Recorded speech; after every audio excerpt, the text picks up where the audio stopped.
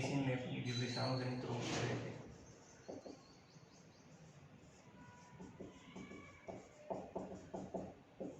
इसके अंदर पिछली क्लास में पढ़ने स्टार्ट किया था mucosal disease complex.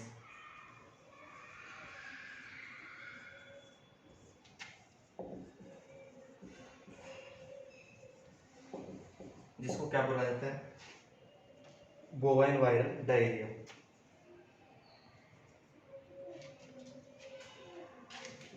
Bovine viral diarrhoea, इसका मुख्य लक्षण क्या है, गाय और भैंस के अंदर डायरिया इसके द्वारा उत्पन्न होता है। इसके अपन ने एटियोलॉजी अपन ने देख ली थी इसकी, पेस्टी वायरस के द्वारा ये होता है।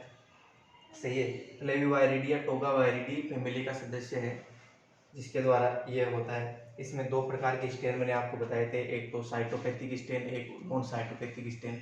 जो डायरेक्ट इन्फेक्शन करता है वो साइटोपैथिक स्टेन है, और जो इनडायरेक्टली रूप से इन्फेक्शन करता है किसके अंदर, भ्रूण के अंदर, जो माता के अंदर जाके प्लेसेंटा तक होती हुए भ्रूण में उत्पन्न रोग उत्पन्न करता है, जैसे कि बांझपन हो गया, कई प्रकार के जन्मजात बीमारी हो गई, वो सारी किसके द्वारा की जाती है, नॉन पैथोजेनिक स्टेन के द्वारा। इसके अलावा एपिडेमियोलॉजी भी अपन ने देख ली थी, रोग जनकता लक्षण, pre acute bovine viral diarrhoea, pre acute के लक्षण देख लिए थे, एक्यूट म्यूकोजल डिजीज के लक्षण भी देख लिए थे। इसके बाद में आता है क्रोनिक म्यूकोजल डिजीज या इसकी क्रोनिक फॉर्म।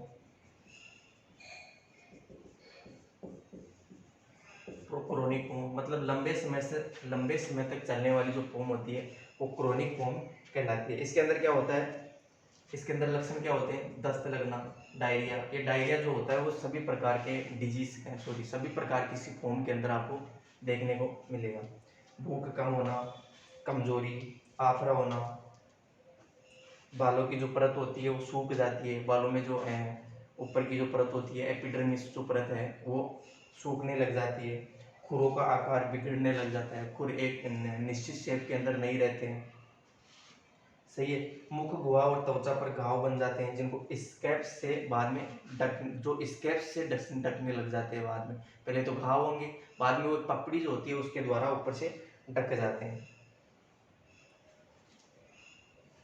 भोजन ग्रहण करने में परेशानी, ये सारे लक्षण किसके हो गए, क्रोनिक फॉर्म के।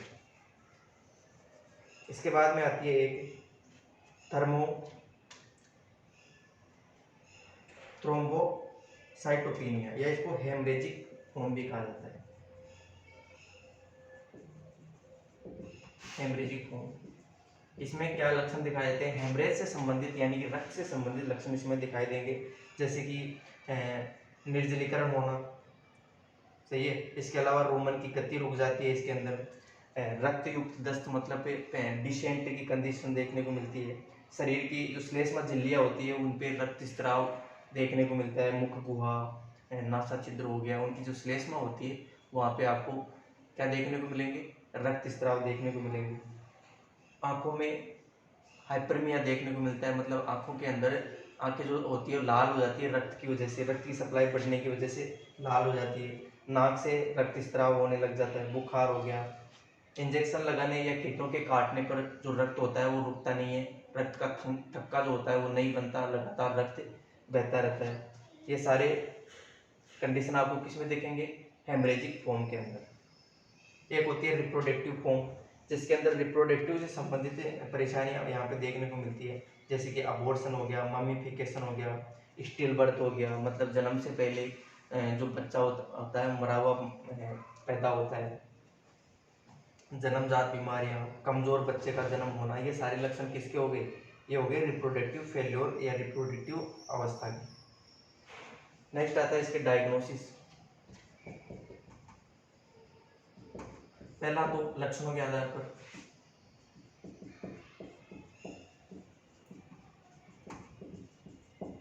लक्षणों के आधार पर। सही है, इसके बाद में कई प्रकार के वायरल आइसोल्यूशन एंटीबॉडी डिटेक्शन, कई प्रकार के टेस्ट होते हैं जो वायरस के द्वारा किए जाते हैं, एलाइजा हो गया, CFT हो गया।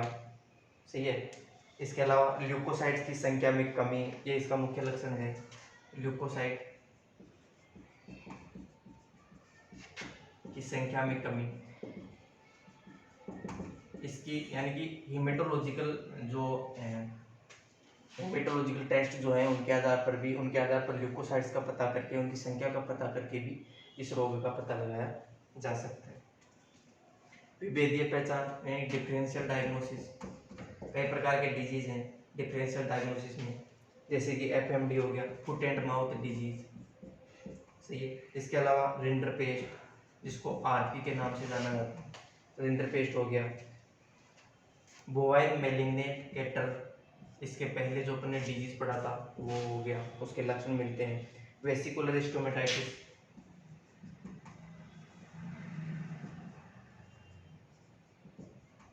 वेसिकुलर स्टोमेटाइटिस हो गया।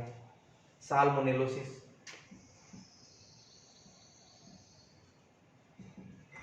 साल्मोनेलोसिस हो गया।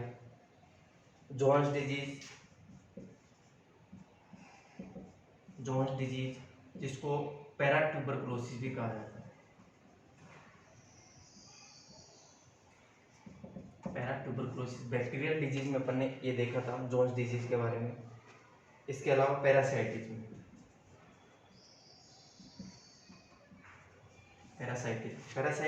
पैरासाइट्स जो होते हैं शरीर के अंदर इन्फेक्शन कर देते हैं, तब भी दस्त जैसे लक्षण प्रकट होते हैं।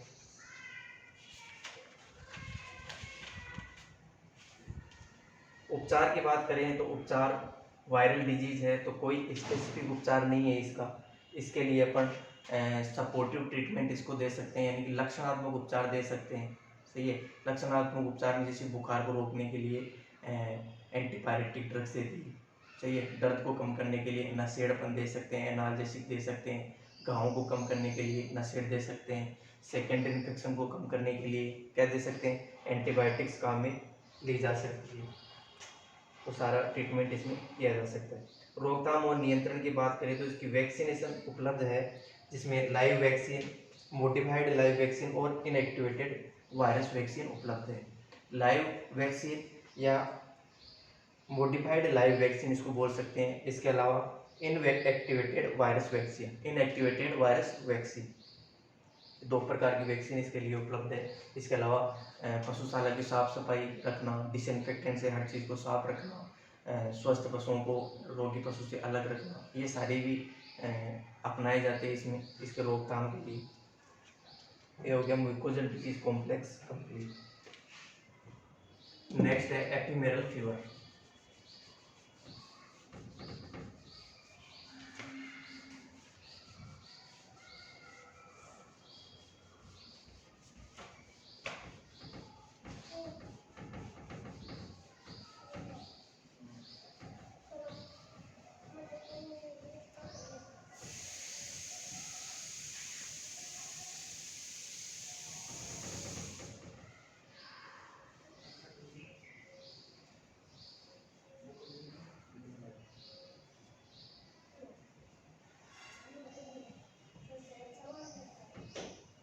एपिमेरल फीवर,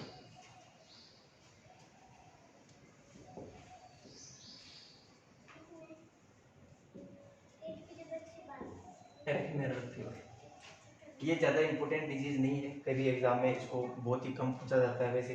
अब अपन बात करते हैं इसके उपनाम की बात करते हैं। सबसे पहले तो ये कैटल के अंदर सबसे ज़्यादा होता है, कैटल को सबसे ज़्यादा प्रभावित करता है। उपनाम की अगर बात करते हैं तो बोवाइन एपिमेरल फीवर भी इसको बोल सकते हैं, बोवाइन एपिमेरल फीवर के नाम से भी इसको जाना जा सकता है। इसके अलावा इसको 3 डे सिकनेस भी कहा जाता है, 3 डे सिकनेस, 3 डे सिकनेस भी इसको कहा जाता है, सही है। ये दो इसके उपनाम हो गए। अगर रोग कारक की बात करें, इटियोलॉजी, तो इसमें रेब्डोवायरिडी फैमिली का सदस्य है, रेब्डोवायरिडी फैमिली, जिसका रेबीज जिस फैमिली का सदस्य है उसी फैमिली का सदस्य ये वायरस भी है, जिसको रेब्डोवायरिडी फैमिली कहा जाता है। इसका रेब्डोवायरिडी फैमिली का जीनस क्या हो गया, एफेमेरो वायरस, जीनस क्या हो गया, एफेमेरो वायरस, ये क्या हो गया, इसका जीनस हो गया, ये हो गई फैमिली, ये जीनस हो गया, ये फैमिली हो गया। इसका सदस्य क्या है, bovine ephemeral fever virus, bovine ephemeral fever bovine ephemeral fever virus इसका सदस्य है, जिसके द्वारा ये रोग होता है। मतलब वायरस के आधार पर या पर कह सकते हैं उसके लक्षण के आधार पर ही वायरस का नाम पड़ा है और उसी आधार पर इस रोग का भी नाम पड़ा है। एपिडेमियोलॉजी की अगर बात करते हैं, सबसे पहले तो ये वायरस जो होता है ये आरएनए वायरस है, ये चीज ध्यान रखनी है। आरएनए वायरस हो गया, सही है। इसके अलावा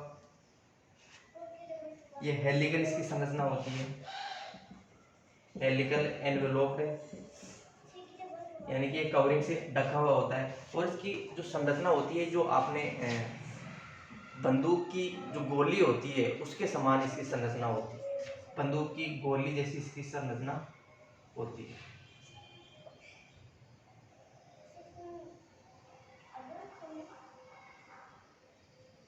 बंदूक की गोली के समान इसकी संरचना होती है, यानी कि बुलेट शेप इसको बोलते हैं, बुलेट शेप, बुलेट शेप संरचना इसकी होती है। ये हो गया रोग कारक। एपिडेमियोलॉजी, फैलाव इसका किस प्रकार होता है। एपिडेमियोलॉजी, एपिडेमियोलॉजी की बात करें तो ये यंग कैटल जो होती है उसको सबसे ज्यादा प्रभावित करता है, यानी कि कैटल के जो बच्चे हैं, काफ जो होते हैं, उनको सबसे ज्यादा ये प्रभावित करता है। इसके द्वारा पशु की मृत्यु बहुत कम होती है, मृत्यु बहुत कम होती है, मतलब न के बराबर इसमें मृत्यु होती है। पशु जो होता है वो नॉर्मली इसके द्वारा, इस रोग के द्वारा संक्रमित पशु नॉर्मली ठीक हो जाता है, सही है। इसका आर्थिक महत्व तो इसलिए ज़्यादा है क्योंकि इसमें क्या होता है, इसमें जो प्रोडक्शन होता है वो बहुत ही ज़्यादा गिर जाता है पशु का। इस रोग के अंदर पशु का प्रोडक्शन होता है वो गिर जाता है, जिससे क्या होता है पशुपालक को एक तरह से अपन कह सकते हैं इकोनॉमिक लॉस होता है ज़्यादा। इस वजह से इस रोग का आर्थिक महत्व है, इस रोग को रोकना भी जरूरी है, सही है। यह जो वायरस है, ये रोग जो होता है ये फ्लाइज के द्वारा या मच्छरों के द्वारा फैलता है। जो सैंड फ्लाइज होती है, सैंड फ्लाई या मॉस्किटो जो मच्छर होते हैं उनके द्वारा ये फैलता है। जब कोई भी सैंड फ्लाई या जो मच्छर होता है वो संक्रमित पशु को काटेगा, उसका वायरस उसमें चले जाएगा, मच्छर के अंदर चला जाएगा। मच्छर स्वस्थ पशु को काटेगा तो वो स्वस्थ पशु में वो इसके किस में चला जाएगा, रक्त के अंदर चला जाएगा वो वायरस, और रक्त में जाके ये अपना प्रभाव उत्पन्न करता है। तो जाहिर सी बात है इसका संक्रमण कैसे होता है, इसका फैलाव किस प्रकार होता है, सैंड फ्लाई के द्वारा या मॉस्किटो यानी मच्छरों के द्वारा इसका फैलाव होता है। ये हो गई इसकी एपिडेमियोलॉजी।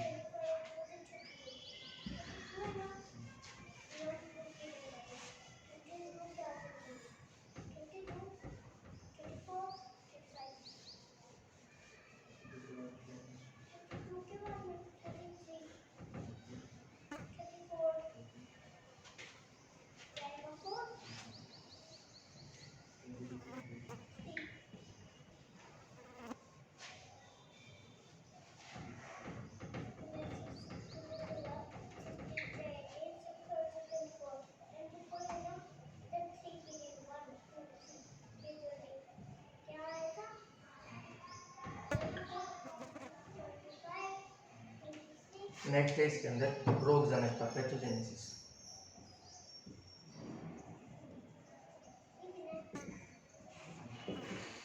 पैथोजेनेसिस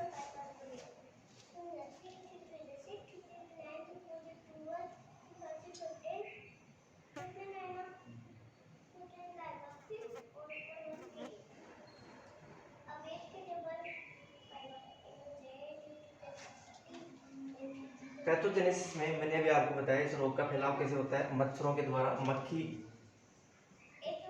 या मच्छर, मक्खी या मच्छरों के द्वारा इस रोग का फैलाव होता है।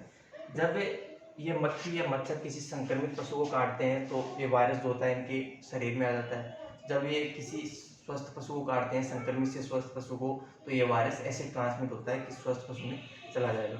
और स्वस्थ पशु में कहाँ जाएगा, स्वस्थ पशु में सबसे पहले कहाँ जाएगा, रक्त परिसंचरण तंत्र में। मच्छर के द्वारा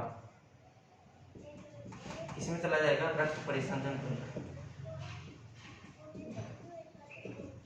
रक्त परिसंचरण, यानी कि जो एल्यूलाइज वेसिकल्स होती है, रक्त वाहिनियां होती है, उनके अंदर चला जाएगा। अब रक्त परिसंचरण में जाने के बाद यहाँ पे क्या करेगा, उत्पन्न करेगा सेप्टिसेमिया, मतलब अपनी संख्या बढ़ाएगा, अपने मल्टीप्लाई करेगा, अपनी संख्या बढ़ाएगा, जिसको क्या कहा जाता है, मतलब रक्त के अंदर वायरस की संख्या बढ़ना क्या कहलाता है, सेप्टिसीमिया।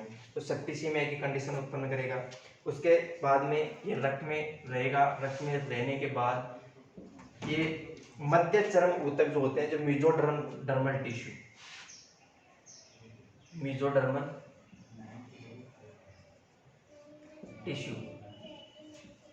मेसोडर्मल टिश्यू जानते हो, मेसोडर्मल टिश्यू कैसे कहा जाता है, जब भ्रूण का विकास हो रहा होता है, शरीर के अंदर भ्रूण का विकास होता है, तो 3 प्रकार की लेयर बनती है, सही है, 3 प्रकार की लेयर बनती है, एक्टोड्रम, मेसोड्रम और एंडोड्रम। कौन कौन सी, एक्टोड्रम, मेसोड्रम और एंडोड्रम। तो इन तीनों लेयर से पूरे शरीर का निर्माण होता है, एक्टोड्रम से, मेसोड्रम से, एंडोड्रम से। इनसे क्या होता है, तीन प्रकार की लेयर से पूरे शरीर का निर्माण होता है। एक्टोड्रम से जैसे कि त्वचा का निर्माण होता है, ऐसे मेसोड्रम से रक्त परिसंचरण तंत्र का निर्माण होता है, और भी कई अंग हैं जिसके द्वारा मेसोड्रम का निर्माण होता है। एंडोड्रम होती है, उसके द्वारा आहार नाल का निर्माण होता है। ऐसे बहुत सारे अंगों का निर्माण होता है। मेसोड्रम से जो उत्पन्न टिश्यू जो होते हैं, उनको ये प्रभावित करता है, ये वायरस। मेसोड्रम के टिश्यू, जैसे कि अगर बात करते हैं, मांसपेशियां मेसोड्रम से उत्पन्न होती है, मांसपेशियां। इसके अलावा जॉइंट्स हो गया, लसिका ग्रंथिकाएं,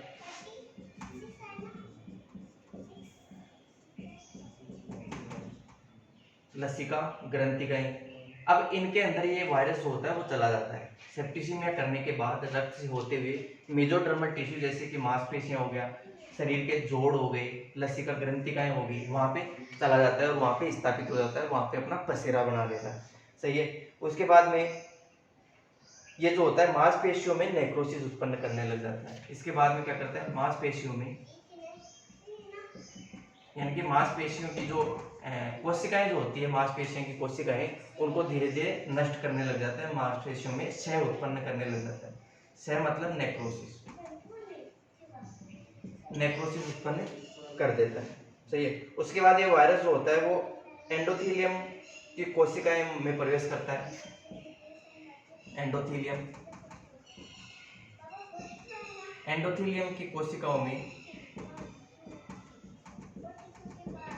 की वृद्धि, अतिवृद्धि कर देता है, अतिवृद्धि, जिसको अतिवृद्धि को क्या बोला जाता है, हाइपरप्लेसिया, इसको बोला जाता है हाइपरप्लेसिया। जैसी कंडीशन उत्पन्न कर देता है।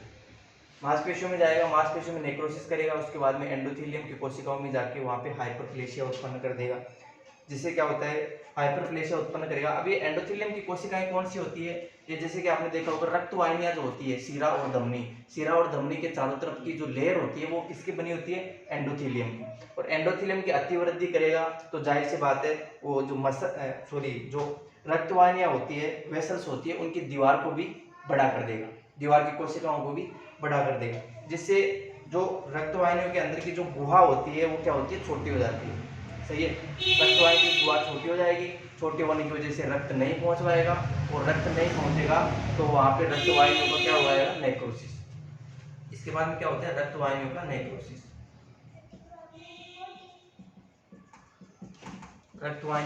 नेक्रोसिस, यानी कि रक्त वाहिनियों का क्षय होने लग जाता है। यह जो काम है नेक्रोसिस होने का, ये लगभग सभी प्रकार के ऊतकों में, सभी प्रकार की कोशिकाओं में ये नेक्रोसिस उत्पन्न करने लग जाता है। उसके बाद में क्या होता है, कई प्रकार के डिजीज उत्पन्न हो जाते हैं, जैसे कि राइनाइटिस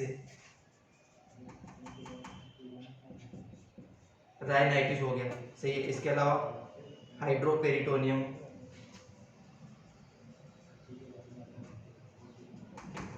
हाइड्रोपेरिटोनियम का मतलब होता है जो शरीर की कैविटी है, उसके अंदर पानी भर जाता है, ठीक है। इसके अलावा हाइड्रोपेरिटोनियम,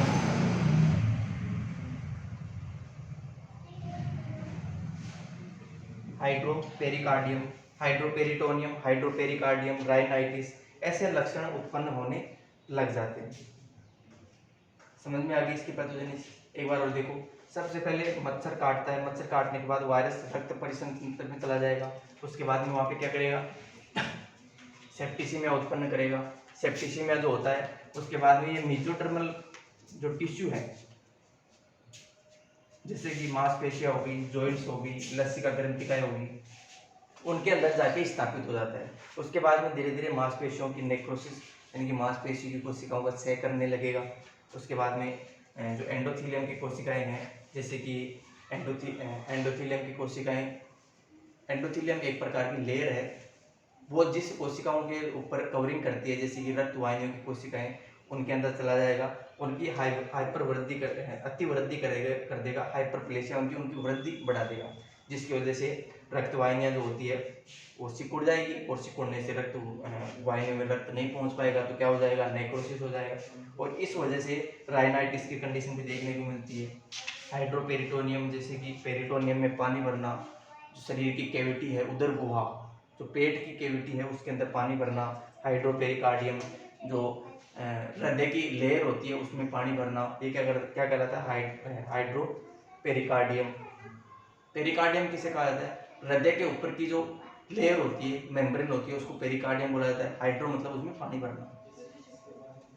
ये हो गई इसकी पैथोजेनेसिस।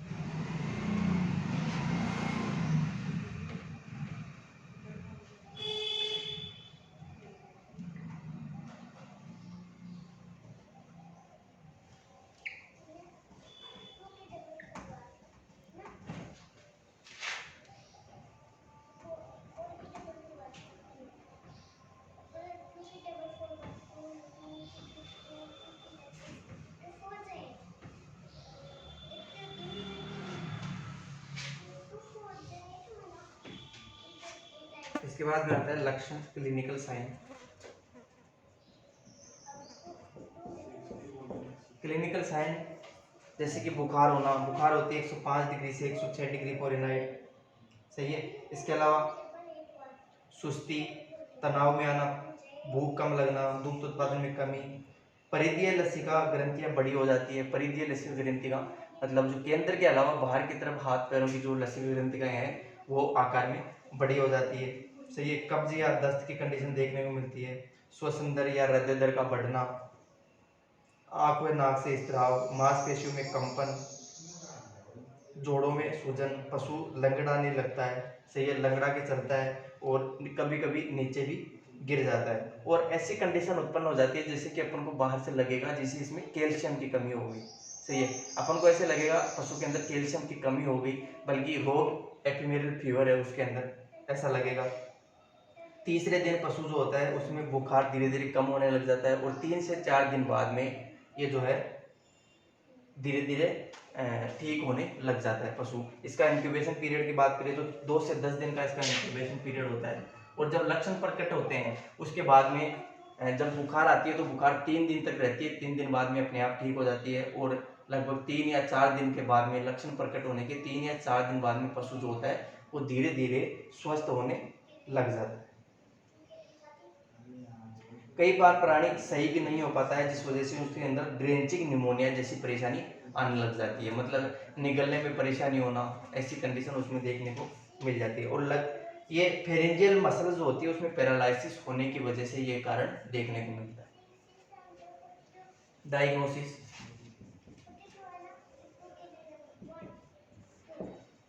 पहले तो लक्षणों के आधार पर, इसके अलावा इसमें CFT कर सकते हैं, CFT, FAT, एलाइजा, ये जो है ये आपको सभी प्रकार के वायरल डिजीज के अंदर CFT, FAT, एलाइजा, लक्षणात्मक डायग्नोसिस, ये सारे उसके अंदर हर प्रकार के डिजीज के अंदर करने होते हैं। डिफरेंशियल डायग्नोसिस, कौन कौन से रोग हैं जो इससे मैच खाते हैं। एक्यूट लेमिनाइटिस हो गया,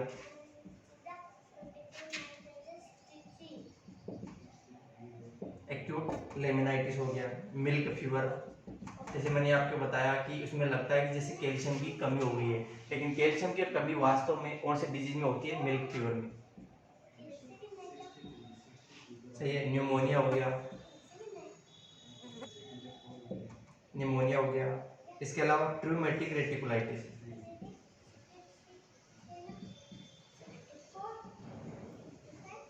ट्रूमेटिक रेटिकुलाइटिस, ट्रूमेटिक रेटिकुलाइटिस के अंदर क्या होता है, इसके अंदर भी हृदय के अंदर क्या बढ़ जाता है, पानी बढ़ जाता है। हृदय के अंदर भी पानी बढ़ जाता है। जैसे मैं अभी इसमें कंडीशन बताई कि हाइड्रोपेरिकार्डियम, हाइड्रोपेरिकार्डियम मतलब हृदय की जो वाल है, बाहर की जो झिल्ली होती है उसके अंदर पानी बनना हाइड्रोपेरिकार्डियम कहलाता है। और हाइड्रोपेरिकार्डियम की कंडीशन भी ट्रूमेटिक रेटिकुलाइटिस डिजीज के अंदर देखने को मिलती है। ये हो गया इसका क्या, डिफरेंशियल डायग्नोसिस। ट्रीटमेंट,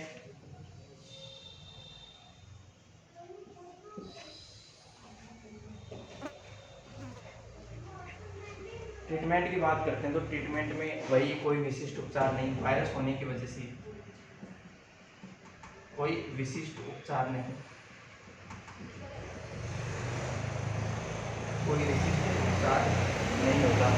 इसके अलावा अपन इसमें लक्षणात्मक उपचार कर सकते हैं।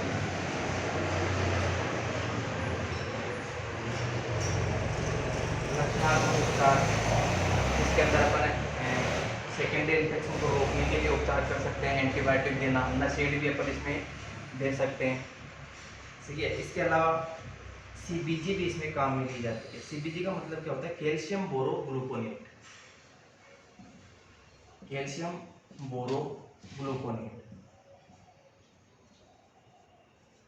कैल्शियम बोरोग्लूकोनेट, जिसके अंदर कैल्शियम होता है, ये भी इसके अंदर दिया जाता है। रोकथाम और नियंत्रण की बात करें तो साफ सफाई रखना, स्वस्थ पशु को रोगी पशु से अलग रखना, उसका खान पान अलग करना, और इसकी वैक्सीनेशन भी उपलब्ध है, वैक्सीनेशन भी उपलब्ध है जो लगाने के बाद इसमें अब काफ़ी हद तक इसके अंदर प्रतिरोधक क्षमता उत्पन्न हो जाती है। ये एपिमेरल फीवर कंप्लीट है।